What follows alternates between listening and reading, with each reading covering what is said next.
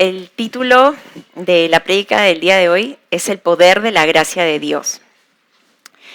Y meditaba en la frase es por gracia, ¿no? Muchos de nosotros sabemos qué es la gracia de Dios. La gracia de Dios abarca muchas palabras. Es el amor de Dios, la bondad, la compasión, la misericordia.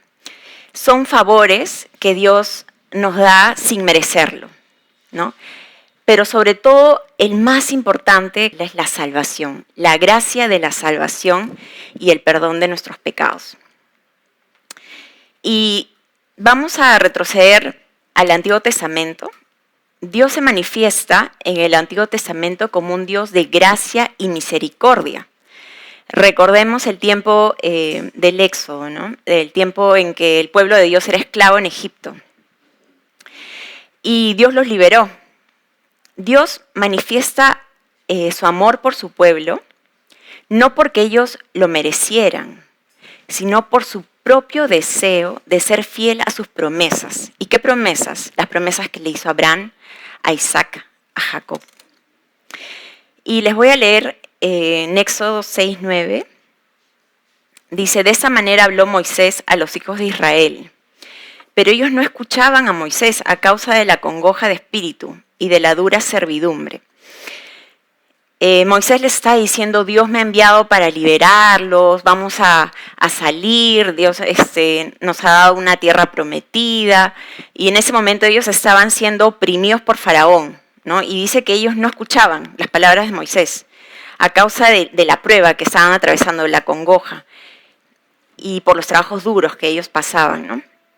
Entonces acá vemos que Dios no sacó a los israelitas porque ellos tuvieran una gran fe, sino por causa de su gracia y su fidelidad a sus promesas. Al principio, la fe del pueblo de Dios era muy débil, ¿no? Ellos estaban siendo explotados prácticamente por los egipcios. Pero a través de la manifestación de Dios, ¿se acuerdan de las plagas, de la Pascua? Eso hizo que su fe aumentara y que ellos en ese momento fueran capaces de confiar en Dios y obedecer a Dios. Y es decir, que Dios los liberó por gracia, por medio de la fe, ¿no? Y ahora sí, voy a tocar 6 puntos muy cortos acerca de la gracia de Dios, para tenerlo claro, porque es una verdad bíblica que debe estar presente siempre en nuestros corazones. Como primer punto, vemos la manifestación de la gracia de Dios. Y si me pueden acompañar, por favor, a Romanos 5:8. ¿Cómo Dios manifiesta este favor, este amor, esa gracia? Dice, mas Dios muestra su amor para con nosotros, en que siendo aún pecadores, Cristo murió por nosotros. Qué precioso, porque siendo nosotros aún pecadores, o aún sin haber nacido, ¿no? Cristo murió por nosotros. Vemos su gracia en la manifestación de la muerte de Jesús. Jesús perfecto, sin mancha, sin pecado, murió por nosotros. Ninguno merecía este regalo, ese favor, pero Dios en su infinito amor nos concedió este gran regalo. Entonces, esta es la manifestación. El punto número 2 es por gracia sois salvos por fe.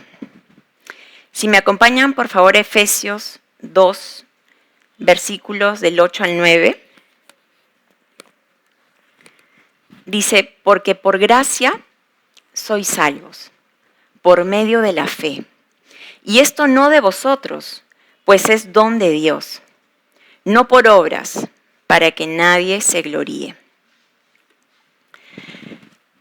¿Cómo es esto?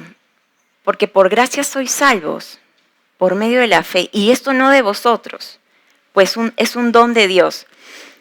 Ustedes sabían que cuando nosotros no conocíamos a Dios, el Señor nos concedió un regalo, que es esta fe, para que nosotros pudiéramos creer en Él. Aún ni eso era de nosotros. Acá dice, pues es don de Dios, ¿no? Cuando éramos incrédulos, cuando no éramos creyentes, para que pudiésemos creer en el Señor Jesús. Y somos salvos mediante la fe, no por obras, como dice acá.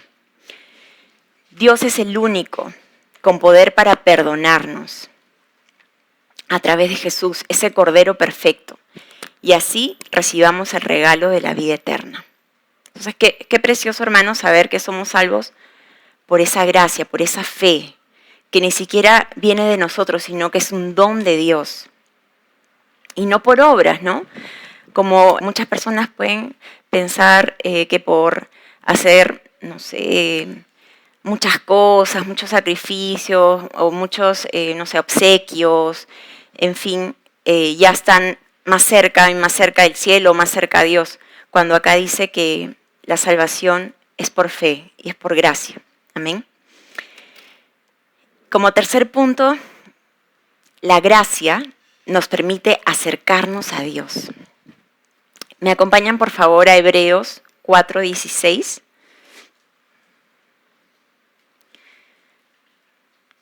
Dice, acerquémonos, pues, confiadamente al trono ¿de qué? De la gracia, para alcanzar misericordia y hallar gracia para el oportuno socorro. ¿Qué es este trono de la gracia? Se llama así porque es el trono de Dios.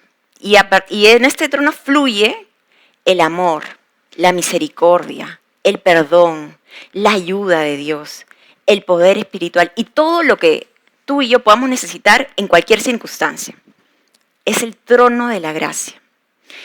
Y podemos acercarnos en confianza, sabiendo que Dios se compadece de sus hijos, se compadece de nuestras debilidades, porque Él dice que fue hombre como nosotros, pasó también, pero sin pecado. Él se compadece, Él nos comprende. Dice, conociendo que Jesús, ahora como sumo sacerdote, nos abre un camino directo a Dios, todos los que hemos creído en su nombre. Y a través de Él, poder buscar la ayuda de Dios. ¿Cómo debemos acercarnos a este trono de la gracia? ¿Con qué actitud? En humildad. Si nos acercamos en humildad, es ahí donde Dios nos perdona, nos restaura y nos da fuerzas. Cuando tú buscas al Señor en oración, sales pero renovado, con nuevas fuerzas. Cuarto punto, la gracia nos transforma. Si me acompañan por favor a Tito, capítulo 2, versículos del 11 al 12. Dice, porque la gracia de Dios se ha manifestado para salvación a todos los hombres, enseñándonos que renunciando a la impiedad y a los deseos mundanos, vivamos en este siglo sobria, justa y piadosamente. O sea, la gracia de Dios nos transforma porque el Señor nos ayuda a través de su gracia a rechazar con valentía las cosas del mundo, ¿no? Como dice acá, renunciando a la impiedad, a los deseos mundanos en general. Y esta gracia no solamente nos ayuda a renunciar a la impiedad, sino también nos enseña a vivir de una manera moderada, justa y piadosa, y sobre todo aguardando esa esperanza viva. ¿Cuál es nuestra esperanza viva? La venida del Señor Jesús, la manifestación gloriosa de Jesucristo. Como quinto punto, la gracia es abundante y es para todos, hermanos. Si me acompañan, por favor, a Romanos 5:15.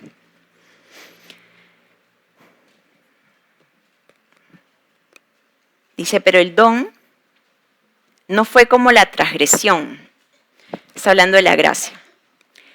Porque si por la transgresión de aquel uno, está hablando de Adán, murieron los muchos, abundaron mucho más para los muchos la gracia y el don de Dios por la gracia de un hombre, Jesucristo. Parece un poquito enredado, pero lo vamos a explicar. Esto quiere decir que el pecado entró por un hombre, Adán.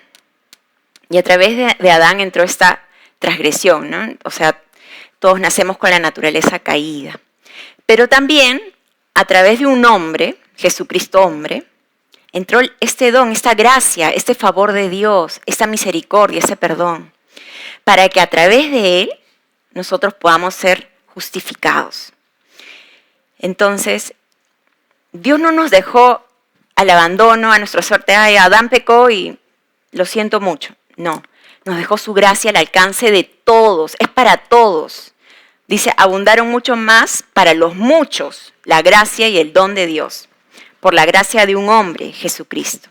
Solamente es a través de Jesucristo que podamos tener una comunión con Dios, reconciliarnos nuevamente con Él. Entonces la gracia de Dios es abundante y es para todos. Y como punto final, el punto 6, por la gracia somos justificados por medio de Jesucristo. Si me acompañan a Romanos capítulo 3, versículos del 23 al 24.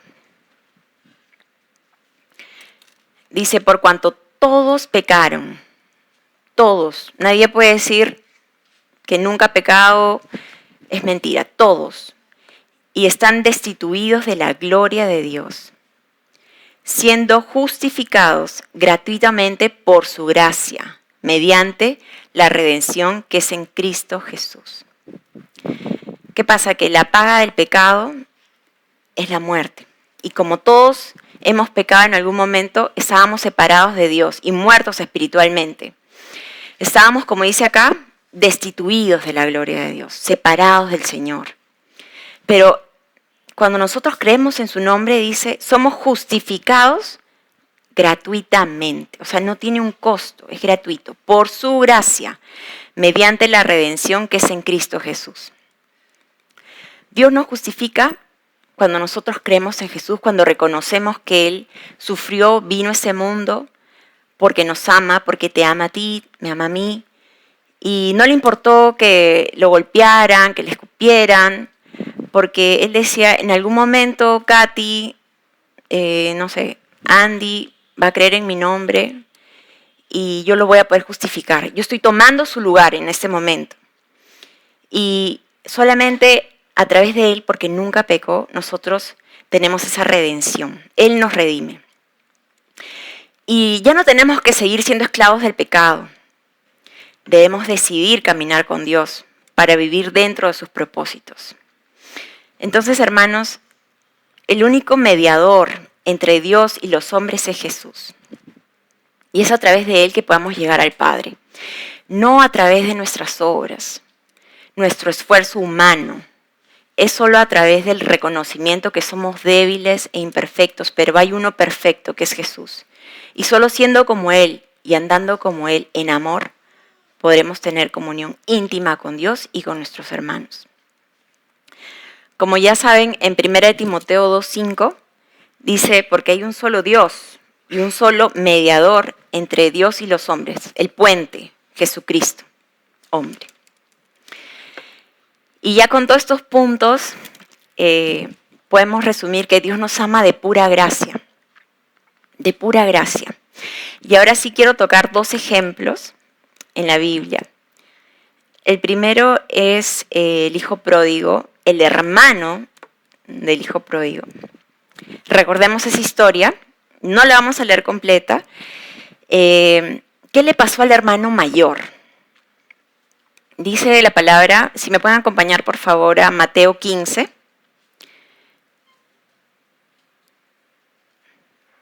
Desde el verso 29. Como un recordatorio, un padre tenía 2 hijos y uno se fue, desperdició toda su herencia, sus bienes.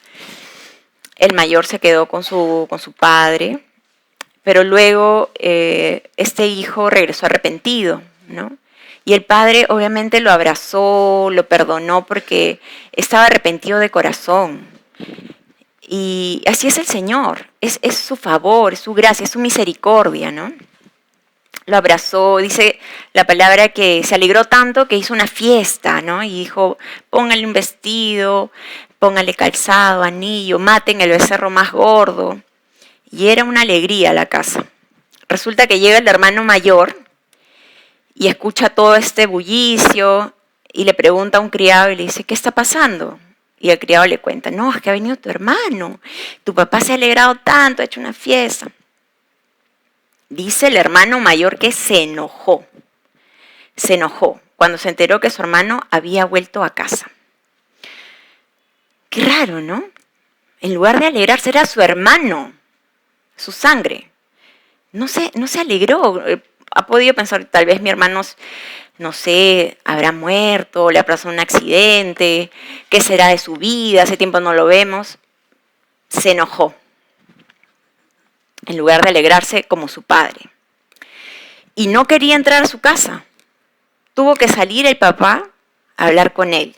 Vamos a ver lo que le dice en el versículo 29 de Mateo 15. El hijo mayor le dice, mas él respondiendo, dijo al padre, he aquí, tantos años te sirvo, no habiéndote desobedecido jamás, y nunca me has dado ni un cabrito para gozarme con mis amigos. Pero cuando vino tu hijo, que ha consumido tus bienes con rameras, has hecho matar para él el becerro gordo. Él entonces le dijo, hijo, tú siempre estás conmigo y todas mis cosas son tuyas. Mas era necesario hacer fiesta y regocijarnos, porque tu hermano era muerto y ha revivido. Se había perdido y es hallado.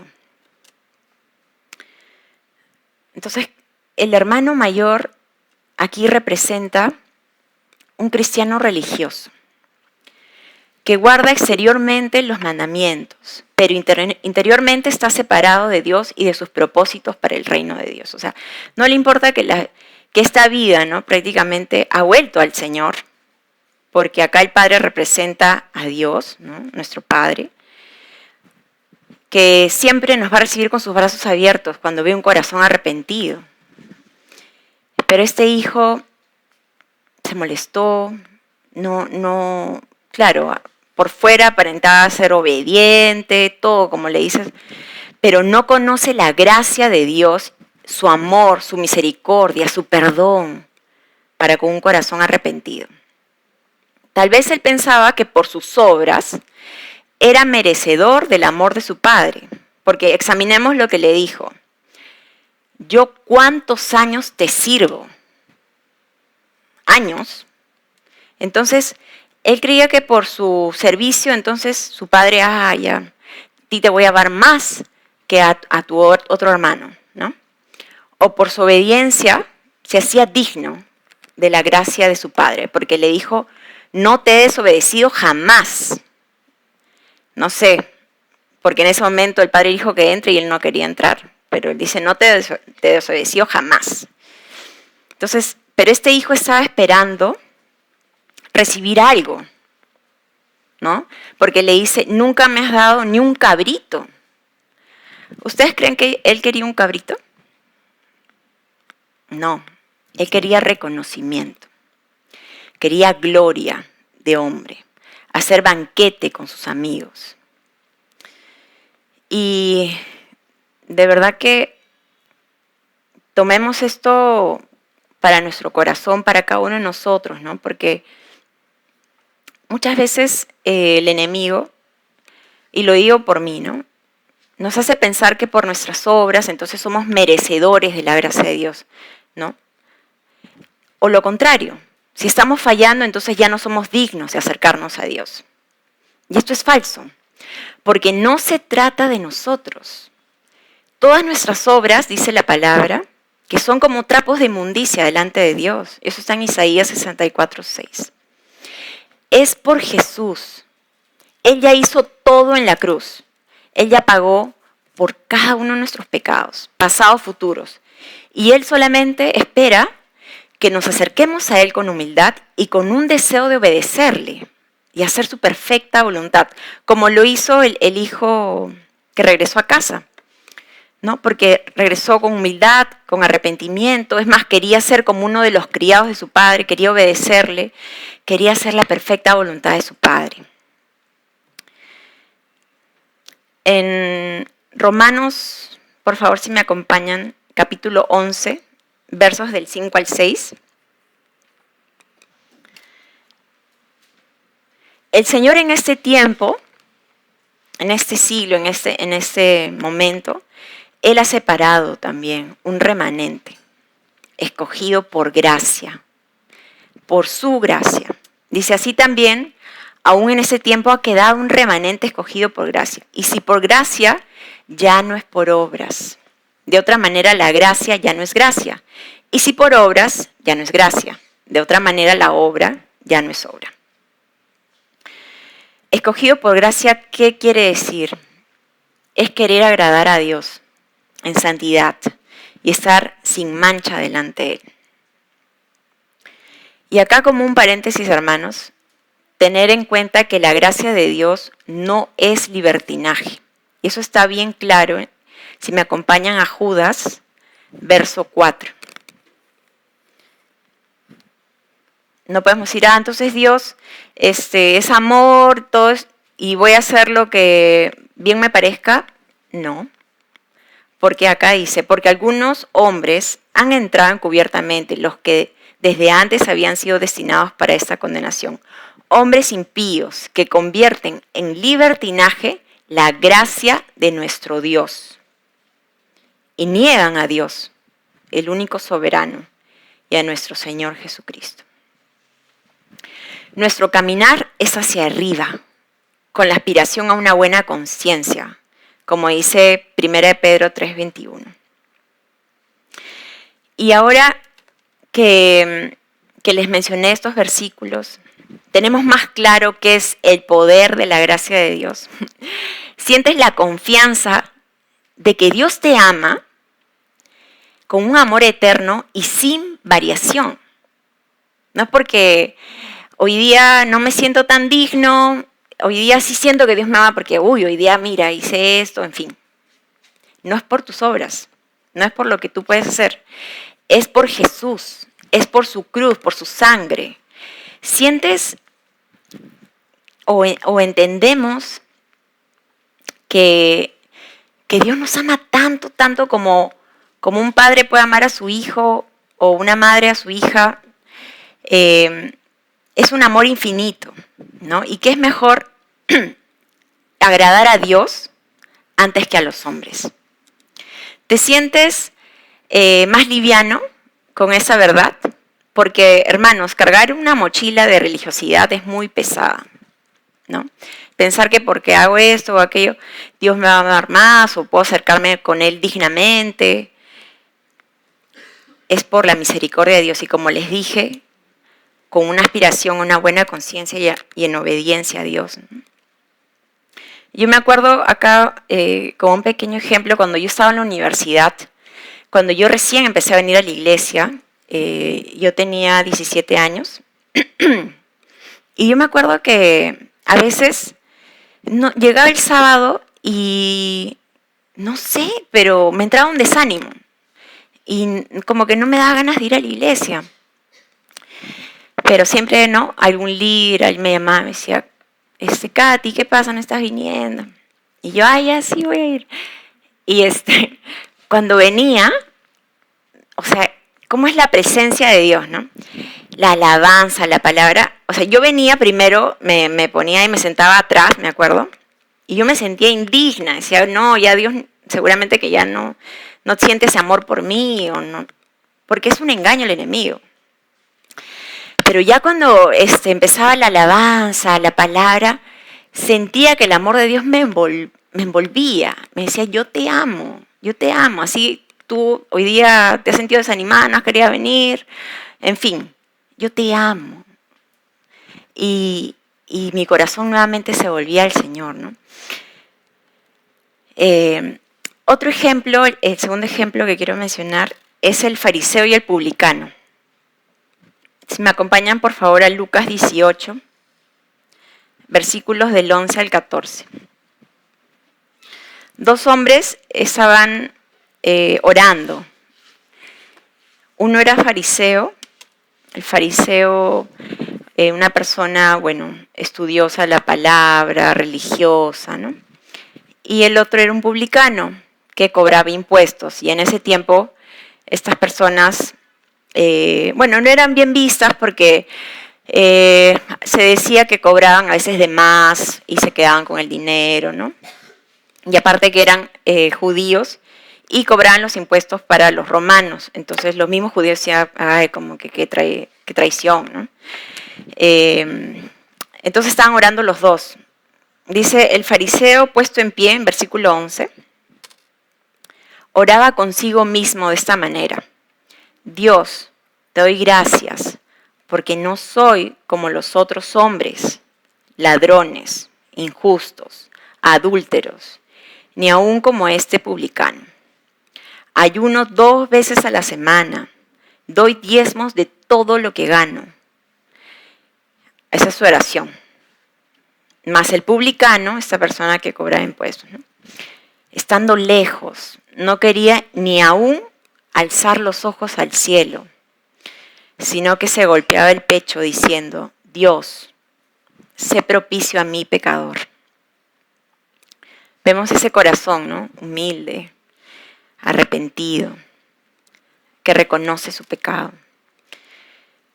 Dice, os digo que éste descendió a su casa justificado antes que el otro, porque cualquiera que se enaltece será humillado, y el que se humilla será enaltecido. Entonces acá vemos que el fariseo no necesitaba la gracia de Dios. Se creía muy justo. ¿Y por qué? Se consideraba muy justo debido a sus propios esfuerzos. Como él mismo citaba, ¿no? Diezmo, ayuno, la lista larga, ¿no? Creía que con eso. No estaba consciente de su naturaleza pecaminosa, porque en ningún momento le dice, Señor, perdóname, ¿no? Porque me imagino, en cualquier momento uno puede, siempre le pide al Señor que limpie su corazón, pensamiento, cualquier cosa que puede pasar durante el día, a veces nuestro carácter, ay, Señor, ayúdame, ¿no? Pero él no, en ningún momento dice, ayúdame, o perdóname, ayúdame a ser como tú. Dice, él no estaba consciente de su propia indignidad. Él se creía digno. Y de su constante necesidad de ayuda y de misericordia y de gracia de Dios. No estaba consciente. Su oración no demuestra eso. Por fuera demostraba compasión y bondad. Y siente que no necesitaba la gracia de Dios. Es gracias a Él, pero no la gracia de Dios. Por el contrario, un buen ejemplo es el publicano. Él sí estaba consciente que estaba recurriendo al trono de la gracia. Reconoce su pecado y su culpa. Y con un verdadero arrepentimiento se vuelve a Dios, pidiendo perdón y misericordia. Él demuestra a un verdadero hijo de Dios. ¿En qué momento, si pueden ir subiendo los músicos, por favor? Esta es una pregunta. ¿En qué momento empezamos a olvidarnos de la gracia de Dios? Yo me hacía esa pregunta. Y algo que caracteriza a ambos ejemplos, al fariseo y al hijo mayor de la historia del hijo pródigo, es cuando entra el orgullo, entra la autosuficiencia. Y esta noche, amados hermanos,